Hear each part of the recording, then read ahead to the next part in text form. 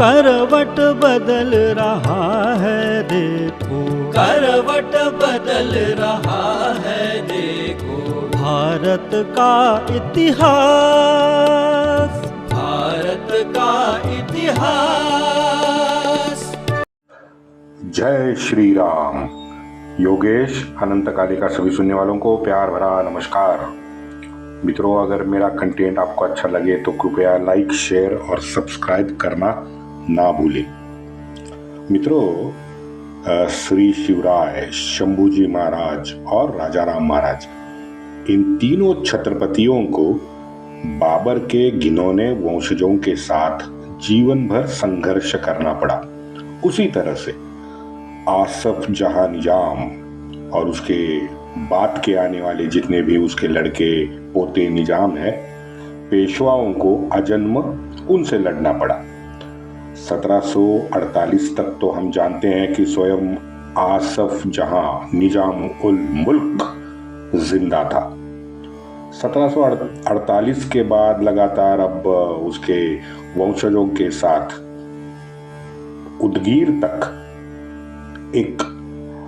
के बाद तक एक भाऊ ने इस लड़ाई को दीर्घ विराम दिया है। उदगीर की लड़ाई मित्रों भाऊ के यशोगाथा की रोमहर्षक घटना है।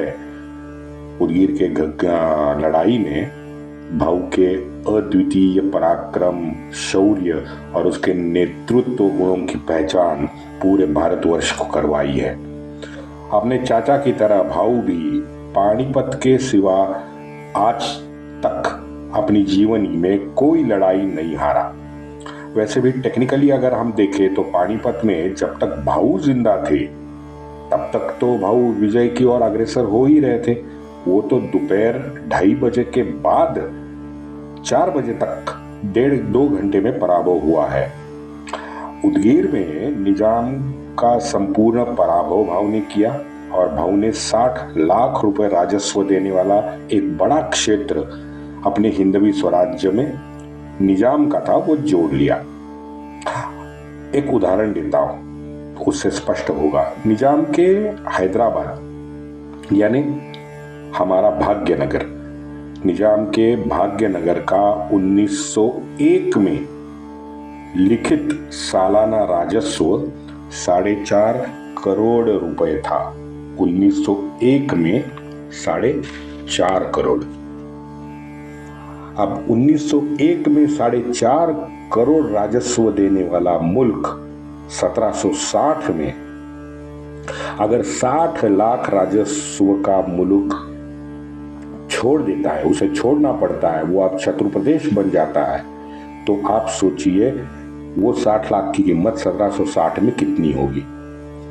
अब ये बाद में हमारा दुर्भाग्य है कि मराठे भारतवर्ष में जहां भी जीते हैं, जीत के बाद की व्यवस्था वो पूरी तरह से कायम करने में असफल रहे।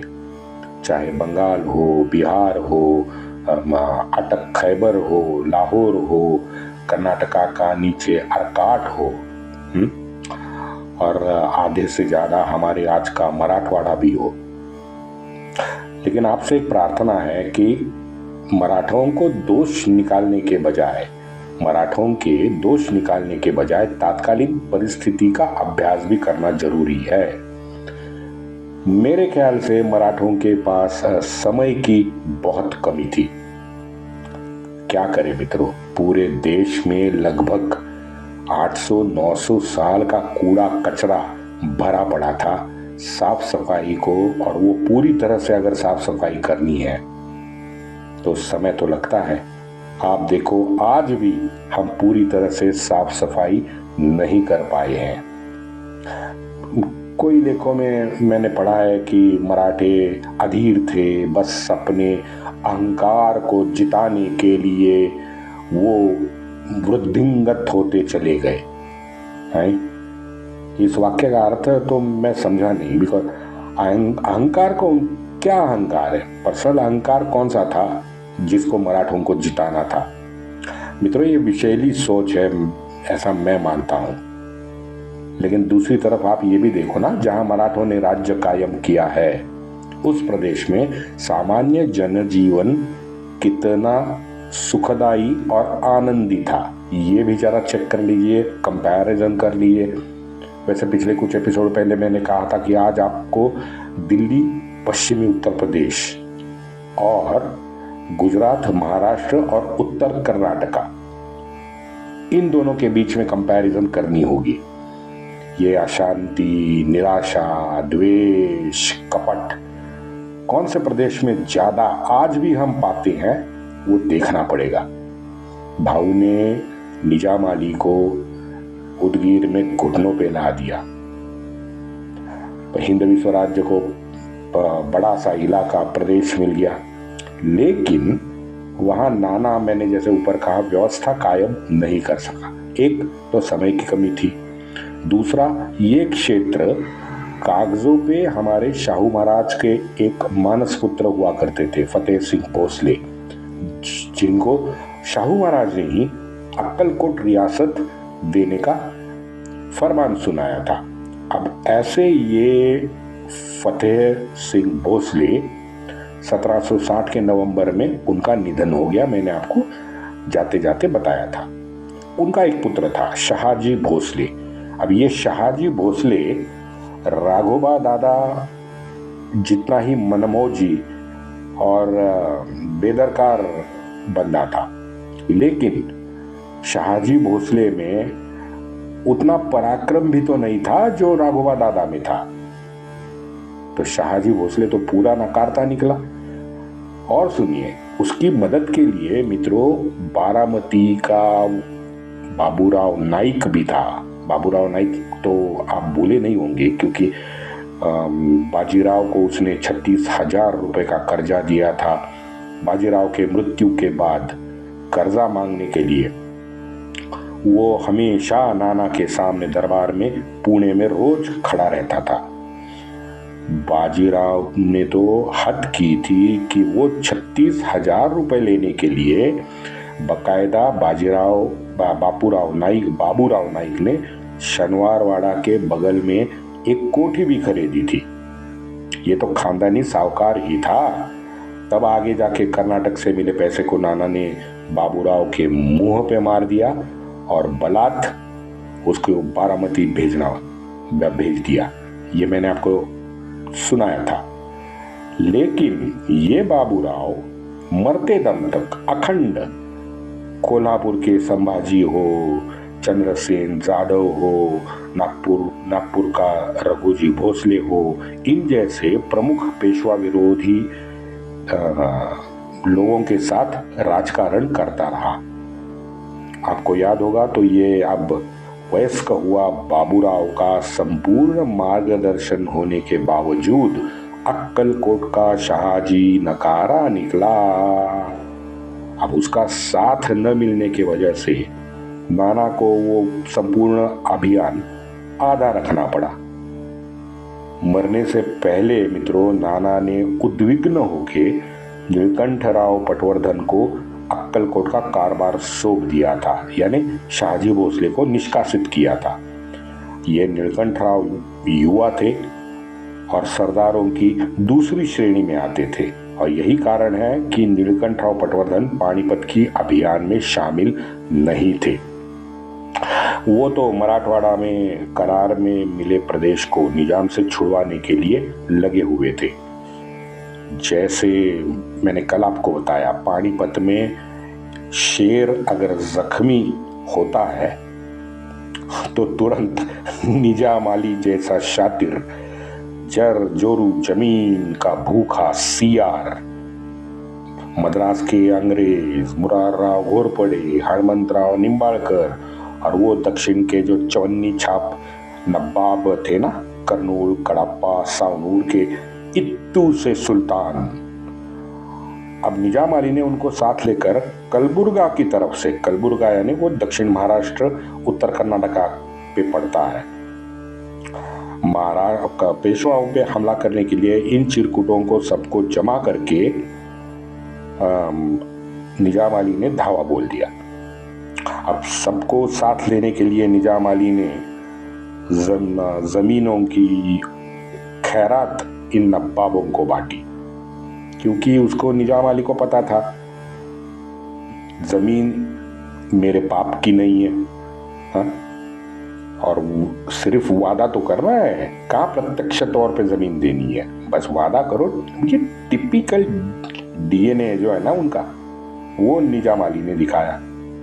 पानीपत मुहिम में नकारा गया हमारा पेशवा का भाऊ राघोबा दादा भी पटवर्धन की मदद करने के लिए नांदेड़ के पास एक भेदक नामक गांव है, वहां तक 15-20 हजार की अपनी मराठी सेना लेके, जो महाराष्ट्र में रिजर्व तौर पे रखी थी, उनको लेके पटवर्धन की मदद के लिए दौड़ा था। बताओ, क्योंकि सारे प्रमुख जितने भी हमारे सरदार थे और उनकी जो मुख्य फौज थी वो तो पानीपत में थी। आपने देखा होगा बालाजी पंत के समय से पेशवाओं ने इन पटवर्धन खानदान को उत्तर से दूर रखा है। हमेशा आपने मेरे मुंह से सुना होगा, जहां भी कर्नाटक का नाम आप सुनते हो, आगे गोविंद पंत का नाम आपने जरूर सुना होगा। गोविंद पंत, उनके पुत्र गोपाल पंत, ये तो कर्नाटका में अपना लोहा बार बार मनवा चुके थे। गोपाल राव हमारे पूज्य विक्रम बात्रा की तरह थे। वो हमारे गोपाल राव पटवर्धन विक्रम बात्रा की तरह, ये दिल मांगे मोर जो श्रेणी होती है ना, उनकी कैटेगरी, उनके जैसे महान योद्धा थे। नाना के मृत्यु के बाद सभी सरदार तो महाराष्ट्र के सीमा और उत्तर प्रदेश में लड़ रहे थे, उसमें व्यस्त थे। पुणे में तो भरपूर राजनीति हो रही थी। पुणे में राघोबा दादा की ईर्ष्या ने फिर एक बार छलांग मार दी थी, और उनके साथ था उनका घनिष्ठ मित्र सखाराम बापू बोकिल। वो साये की तरह उनके साथ था। वैसे सखाराम बोकिल अत्यंत बुद्धिमान, वेद पाठी और भाषाओं में पारंगत था, और वो अभी हिंदवी स्वराज्य का प्रमुख मुल्की अधिकारी भी बना दिया गया था। बापू दादा के जितने भी सभी पुणे दरबार के अंतस्थ व्यवहार थे ना, बड़ी कुशलता से पुणे में बैठकर दादा के लिए संभाल रहा था। निजाम से जब दो हाथ करने का विषय दरबार में उठा था, उस वक्त बापू इसके बिल्कुल विरुद्ध था, लेकिन फिर भी उसको अनदेखा करके दादा नांदेड़ की तरफ गया था। नाना के अंत की खबर सुन के अपनी नांदेड़ वाली मुहिम आधी अधूरी छोड़ के राघोबा दादा पुणे लौटा था। अब आपको मित्रों समझ में आया होगा कि दादा पर्वती में पहुंचने वाला आखिरी व्यक्ति क्यों था, क्योंकि दादा पुणे में ही नहीं था, नांदेड़ में था। लेकिन जैसे नाना का अंत हुआ, तुरंत निजाम सीआर का एक सरदार था लाला ब्रिजलाल ने दक्षिण दोआब यानी हमारी कृष्णा और भीमा नदी के बीच का जो उपजाऊ टापू है, जिसे पंचमहल भी कहा जाता है, उस पंचमहल को लाला ब्रिजलाल ने कब्जा कर लिया, और वो अक्कलकोट पे भी उसने हमला किया। कल जैसे मैंने कहा था, निजाम और हैदर ये पैरासाइट्स जैसे थे, बस मौके की ही तलाश में बैठे थे कि कहां से घुस जाऊं मराठी साम्राज्य में। वंदे मातरम।